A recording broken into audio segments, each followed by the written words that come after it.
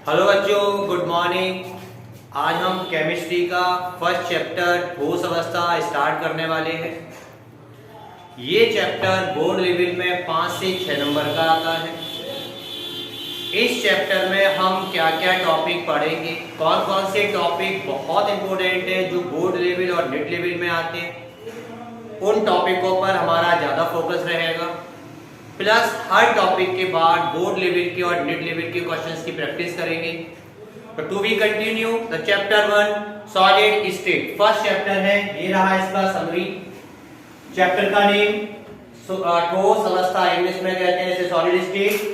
Board level में ये 5 से 6 नंबर का आता है। टॉपिक है, topic to be covered in this chapter. First one is introduction. इसमें हम पूरे चैप्टर का इंट्रोडक्शन देखेंगे, परिचय।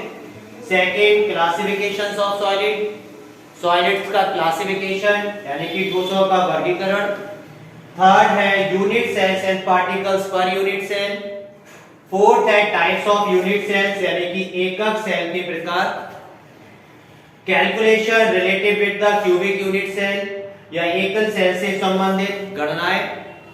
Packing of particles in a solid, ठोसों का संकुलन। चुंबकीय गुण अगला टॉपिक। एंड सेकंड लास्ट है इलेक्ट्रिकल कंडक्टेंस, विद्युतीय गुण। एंड लास्ट है इसका बैंड थ्योरी। बोर्ड में सबसे ज्यादा जो क्वेश्चंस आते हैं वो है calculation, calculation related with cubic unit cell. यहां से न्यूमेरिकल आ जाता है नियर अबाउट 2 से 3 नंबर का। ऑब्जेक्टिव आपका बनता है टाइप्स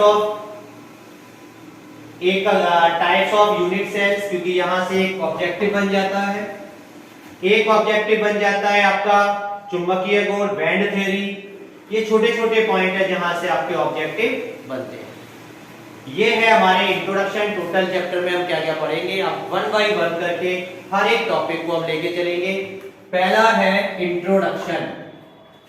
चलिए इंट्रोडक्शन स्टार्ट करते हैं।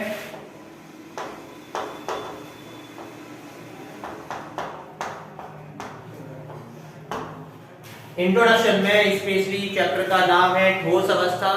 हम ठोस अवस्था से पहले की एक स्टेज देखते हैं, ये क्लास 9 से कनेक्ट है। क्लास 9 में आप लोगों ने पढ़ा होगा पदार्थ। पदार्थ किसे कहते हैं, पदार्थ की कितनी अवस्थाएं हैं, ये क्लास 9 से कनेक्ट करेंगे। तो पदार्थ क्या है, वो हर चीज जो जगह घेरे जिसमें वजन है पदार्थ कहलाती है। पदार्थ के कितनी अवस्थाएं होती हैं, पदार्थ को हम क्लासिफाई करेंगे 2 टाइप से, एक भौतिक अवस्था के आधार पर और एक रासायनिक अवस्था के आधार पर। भौतिक अवस्था के आधार पर पदार्थ होते हैं हमारे 3 प्रकार के, ठोस, द्रव, गैस। तो अब हम आगे देखते हैं। तो पहले हेडिंग लगाएंगे पदार्थ। पदार्थ की डेफिनेशन, वो हर चीज जिसमें वजन है जो जगह घेरती है पदार्थ कहलाती है। पदार्थ को हम 2 भागों में डिवाइड करते हैं, एक तो भौतिक अवस्था के आधार पर वर्गीकरण और एक रासायनिक अवस्था के आधार पर वर्गीकरण। यानी कि भौतिक फिजिकल प्रॉपर्टीज के आधार पर वर्गीकरण। सेकंड केमिकल प्रॉपर्टीज के आधार पर वर्गीकरण। भौतिक अवस्था के आधार पर इसका जो वर्गीकरण है वो फर्दर 3 टाइप्स का रहता है। पहला है ठोस यानी कि ठोस अवस्था। सेकंड है द्रव अवस्था। थर्ड है गैस अवस्था। अब बेटा आप देखिएगा, ये क्लास 12 का फर्स्ट चैप्टर है ठोस अवस्था और ये क्लास 9 का एक समरी लेके चल रहे हैं। तो ये टॉपिक हम यहां से उठाएंगे जो कॉपी किया गया है क्लास 12 में। तो पहले हम यहां देखेंगे ठोस अवस्था क्या है। ऐसे अणु, परमाणु, आयन, 3 कॉन्सेप्ट लेके चलेंगे। अणु भी, परमाणु भी या आयन भी, जो आपस में क्लोजली पैक्ड रहते हैं। ऐसे पदार्थ जिसके अंदर अणु, परमाणु, आयन क्लोजली पैक्ड रहते हैं, या हम ये कह सकते हैं फोर्स ऑफ अट्रैक्शन सबसे ज्यादा हायर होता है, या कह सकते हैं intermolecular force of attraction higher और space negligible, that is called ठोस अवस्था। तो यहाँ देखेंगे हम ठोस अवस्था के लिए, ये है छोटे छोटे अणु भी हो सकते हैं, ये परमाणु भी हो सकते हैं, ये और आइंस भी हो सकते हैं। और ये है क्या, ये सब एक दूसरे से क्लोजली पैक्ड है। इनके बीच में फोर्स ऑफ अट्रैक्शन बहुत ज्यादा हायर होता है और स्पेस नेग्लिजिबल। इसी वजह से इनकी आयतन और आकार दोनों निश्चित होते हैं। तो यहां पर हम कह सकते हैं, अणु कह सकते हैं, परमाणु कह सकते हैं, या आयन क्या रहते हैं, एक दूसरे से क्लोजली पैक्ड रहते हैं। Intermolecular force of attraction negligible होता है, फोर्स ऑफ अट्रैक्शन हायर होता है, स्पेस नेग्लिजिबल होता है, और ये अणु फ्रीली मूव नहीं कर सकते, इनका आयतन आकार निश्चित होता है। आगे देखेंगे सेकंड पॉइंट हमारा द्रव अवस्था। द्रव अवस्था का एक कंपैरिजन लेके चलते हैं ठोस से। तो यहाँ कह सकते हैं अणु, परमाणु, आयन ये क्लोजली पैक्ड नहीं होते, इनके बीच में इंटरमॉलिक्यूलर स्पेस होता है, और ये एटम भी हो सकते हैं, मॉलिक्यूल्स भी हो सकते हैं, और आइंस भी फॉर्म में हो सकते हैं, और ये इजीली मूव कर सकते हैं। दैट इज लिक्विड, यानी कि हम कह सकते हैं द्रव अवस्था क्लोजली पैक्ड नहीं होता, और गैस अवस्था के जो मॉलिक्यूल्स होते हैं ये रैंडमली मोशन करते हैं, क्योंकि इनके अंदर काइनेटिक एनर्जी हायर होती है।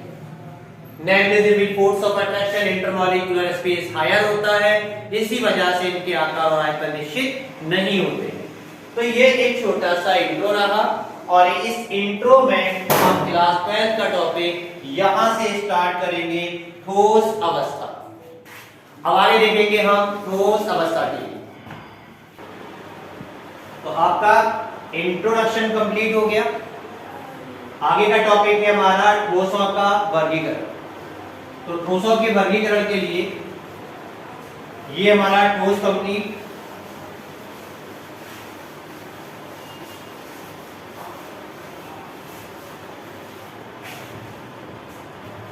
अगली हेडिंग है क्लासिफिकेशंस ऑफ सॉलिड, ठोसों का वर्गीकरण। Classification of solids. अब देखिए बेटा, ठोस स्पेशली प्लास्टिक भी होता है, ठोस हमारा लोहा भी है। तो अब यहाँ पर जो एक टॉपिक आता है टाइप्स ऑफ सॉलिड। ठोस स्पेशली दो प्रकार के होते हैं, एक प्लास्टिक भी है और दूसरा है हमारा लोहा। तो यहाँ पर हम कहेंगे प्लास्टिक है हमारा अक्रिस्टलीय ठोस, अमोर्फस सॉलिड, और लोहा है हमारा क्रिस्टलीय ठोस। तो यहाँ क्लासिफाई करेंगे, क्लासिफिकेशन ऑफ सॉलिड में पहला रहेगा अमोर्फस सॉलिड, इसे हम हिंदी में कहेंगे अक्रिस्टलीय ठोस।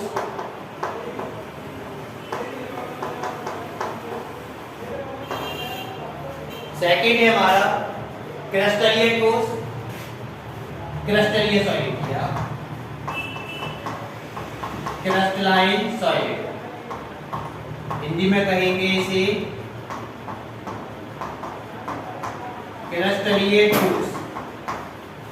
स्पेशली इसके एग्जाम्पल में देखेंगे, इसका एग्जाम्पल है हमारा प्लास्टिक, वैक्स, और क्रिस्टलीय ठोस का एग्जाम्पल है स्पेशली अगर हम देखें तो हम कह सकते हैं इसे iron, nickel, cobalt, gold, all in all. अब हम इसमें क्या देखेंगे, टाइप्स ऑफ सॉलिड हो गया। बोर्ड में सबसे ज्यादा क्वेश्चंस आता है what is amorphous and crystalline solid. अक्रिस्टलीय और क्रिस्टलीय ठोस क्या है और इसमें अंतर। देखिए बेटा, ये है चौक, चौक ये हमारा अक्रिस्टलीय ठोस है, और इसी को अगर हम पानी में डाल दें 10 साल, 15 साल, 20 साल के बाद यही कन्वर्ट हो जाएगा हमारा मार्बल में। तो अभी क्या है, ये क्रिस्टलीय ठोस है, आफ्टर सम टाइम ये क्रिस्टलीय ठोस में कन्वर्ट हो जाएगा। इसके बीच की वजह क्या है, तो हम एग्जांपल लेके चलेंगे कैल्शियम कार्बोनेट। देखिए बेटा, एग्जांपल है हमारा कैल्शियम कार्बोनेट।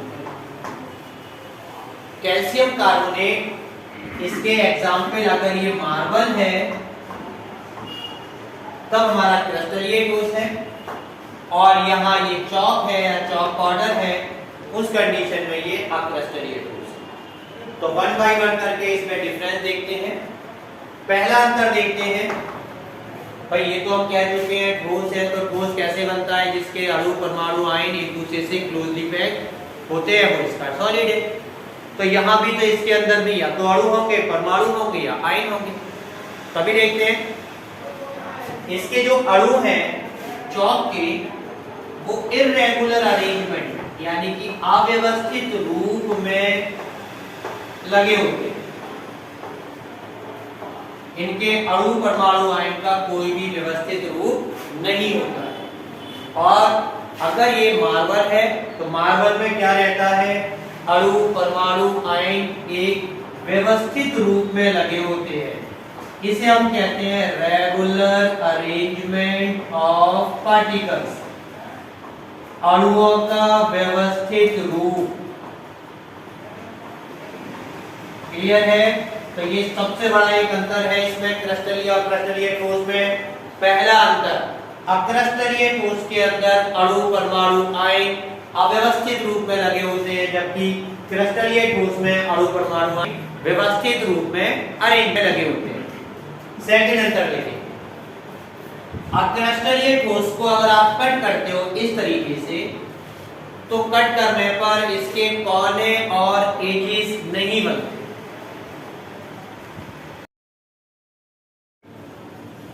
सेकंड पॉइंट देखते हैं। सेकंड पॉइंट में स्पेशली क्या रहेगा, अगर हम अमॉर्फस क्रिस्टल्स को कट करते हैं, जब ऐसे ये कट किए जाएंगे तब इनके कोने और पृष्ठ की फॉर्मेशन नहीं होगी। हम कह सकते हैं इसका पृष्ठ और कोना, इस तरीके से जब कट करते हैं तो ये हो गया कोना, ये हो गया पृष्ठ। अक्रिस्टलीय ठोस के पृष्ठ और कोने का निर्माण नहीं होता। अब आएंगे हम क्रिस्टलीय ठोस।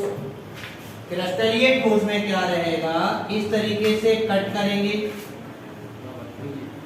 और कट करने पर इसके कोने और पृष्ठ का निर्माण होता है।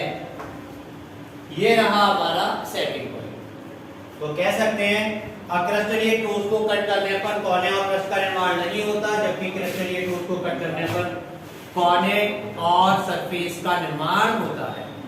थर्ड पॉइंट देखेंगे, इसका गलनांक और क्वथनांक फिक्स नहीं होता, जबकि इसका गलनांक और क्वथनांक फिक्स होता है। अब देखिएगा किस तरीके से, क्योंकि ये है हमारे पास अमॉर्फस या अक्रिस्टलीय ठोस। अक्रिस्टलीय ठोस को जिस एरिया में हम गर्म करेंगे, फॉर एग्जांपल यहां से अपना हीट करना स्टार्ट किया, तो यही मॉलिक्यूल मेल्ट होके नीचे की साइड गिरेगा। मान के चलिए इसको हमने दिया 150 डिग्री सेल्सियस टेम्परेचर। इस टेम्परेचर पर ये मॉलिक्यूल्स क्या हुआ, मेल्ट होके नीचे की साइड गिर गया, पिघल गया, फिर आगे वाला पिघलेगा, और इस तरीके से ये पूरा एक सिस्टम पिघलने के लिए हमें टेम्परेचर बढ़ाना पड़ेगा। और मान के चलो यहाँ था हमारा 150 डिग्री सेल्सियस टेम्परेचर, तो यहाँ हो सकता है 180 डिग्री सेल्सियस पहुंच जाए, तो यानी कि यहाँ पर अंतर कितना है, 30 डिग्री सेल्सियस का, और 30 डिग्री सेल्सियस का बहुत बड़ा अंतर होता है। तो हम कह सकते हैं कि इसके मेल्टिंग पॉइंट में बहुत ब्रॉडली अंतर पाया जाता है, इसलिए इनके गलनांक फिक्स नहीं होते। आ जाइए यहाँ पर, ये क्या है, क्रिस्टलीय ठोस, और इनके अणु एक दूसरे से जुड़े होते हैं। इसे आप हीट करोगे, हीट करने पर हीट क्या है, पहली बात तो ये ट्रांसफर होने लगेगी, और ट्रांसफर होने लगेगी तो पूरा मेटल एक बार में ही मेल्ट हो जाएगा, पिघलेगा। फॉर एग्जांपल यहाँ का टेम्परेचर 150 डिग्री सेल्सियस है, तो कुछ टेम्परेचर यानी कि कुछ हीट का लॉस होगा यहाँ से ट्रांसफर होने में, और हो सकता है यहाँ 101 डिग्री सेल्सियस तक ये हीट पहुंच जाए। जब हीट यहाँ पहुंचेगी तो ये पूरी धातु 151 डिग्री सेल्सियस पे मेल्ट हो जाएगा। इसके बीच का सिर्फ 1 डिग्री सेल्सियस का अंतर, और कितने टेम्परेचर पे 1 डिग्री ज्यादा मायना नहीं रखता है, तो ये रहेगा इसका मेल्टिंग पॉइंट फिक्स या हम कह सकते हैं शार्प होता है, और इसके मेल्टिंग पॉइंट में अंतर बहुत ज्यादा यानी कि ब्रॉडली अंतर होता है। तो ये फिक्स मेल्टिंग पॉइंट शो करते हैं, ये मेल्टिंग पॉइंट फिक्स शो नहीं करते। ये रहा हमारा 3। चौथा पॉइंट देखेंगे। देखिए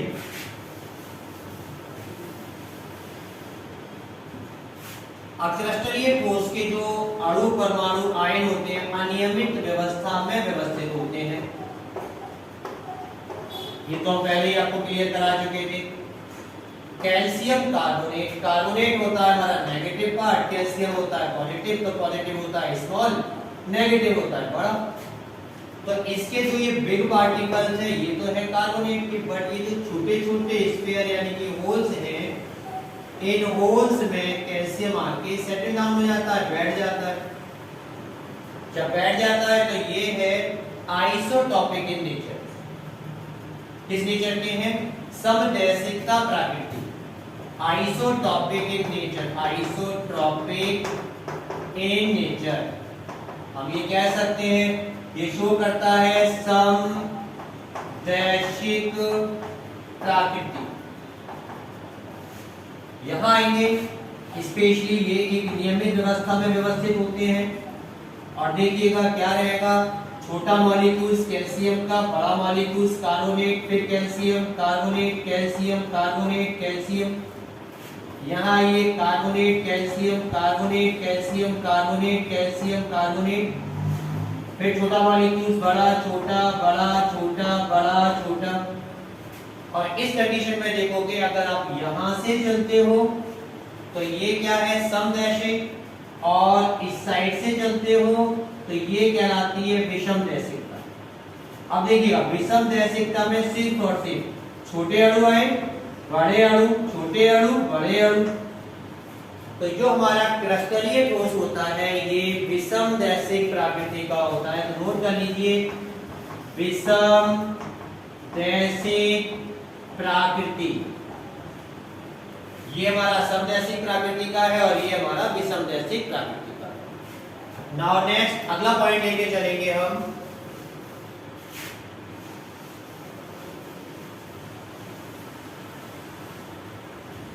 कैल्शियम कार्बोनेट में रिफ्लेक्टिव इंडेक्स।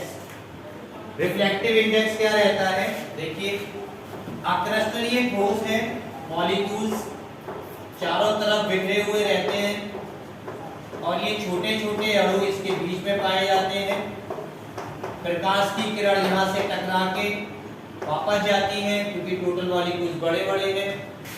तो ये रिफ्लेक्टिव इंडेक्स इसमें बदलता नहीं है। No change of reflective index, no change of reflective index. यहां पर क्या रहता है? छोटे बड़े मॉलिक्यूल्स का रहता है। यहां सनलाइट आएगी यहां और यहां, तो यहां पे क्या रहेगा? इनके जो रिफ्लेक्टिव इंडेक्स है वो परिवर्तित हो जाते हैं। Change in reflective index. तो यहां से हमारे ये क्रिस्टलीय और क्रिस्टलीय ठोस में अंतर क्लियर होते हैं। तो हमारा सेकंड पॉइंट क्लियर हुआ, क्लासिफिकेशंस ऑफ सॉलिड। अब इसके कुछ क्वेश्चन देखिए, ठीक है? आइए देखिए इस टॉपिक से पहला सवाल है, प्लास्टिक है, केवीसी की तरह यहाँ भी 4 ऑप्शन है। आयनिक ठोस, धात्विक ठोस, अक्रिस्टलीय ठोस और आणविक ठोस। तो हमने स्टार्टिंग में ही आपको बताया था बेटा जो हमारे ठोस होते हैं दो प्रकार के हैं, amorphous and crystalline. Amorphous solid क्या होता है? जिनका मेल्टिंग पॉइंट फिक्स नहीं होता था। देखिए इसमें से अक्रिस्टलीय ठोस प्लास्टिक क्या है? इसका गलनांक फिक्स नहीं होता है, तो हम कह सकते हैं प्लास्टिक है एक अक्रिस्टलीय ठोस। नाउ नेक्स्ट सेकंड वाला है, निम्न में से क्रिस्टलीय ठोस का उदाहरण है NaCl, KCl, Na2SO4 या सभी। तो इसका ऑप्शन डी सही है। NaCl, KCl और Na2CO3 ये तीनों ही हमारे क्रिस्टलीय ठोस है। आगे चलेंगे बेटा, देखिए इस टॉपिक के बाद अगला टॉपिक हमारा आता है क्रिस्टलीय ठोस। क्रिस्टलीय ठोस के प्रकार। तो अगला टॉपिक देखेंगे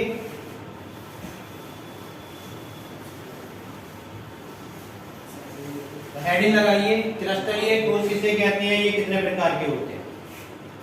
तो क्लस्टरीय ठोस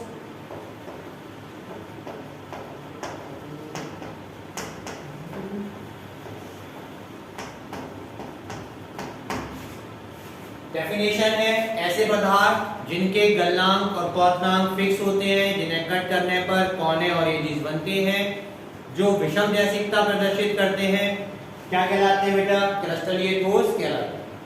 क्लस्टरीय ठोस होते हैं हमारे 4 प्रकार के, 1 बाय 1 करके इन्हें देखेंगे, इनका कंप्लीट 1 बाय 1 एक्सप्लेनेशन देखेंगे, फिर आगे बढ़ेंगे। ठीक है, पहले यहां तक आप देख लीजिए। अब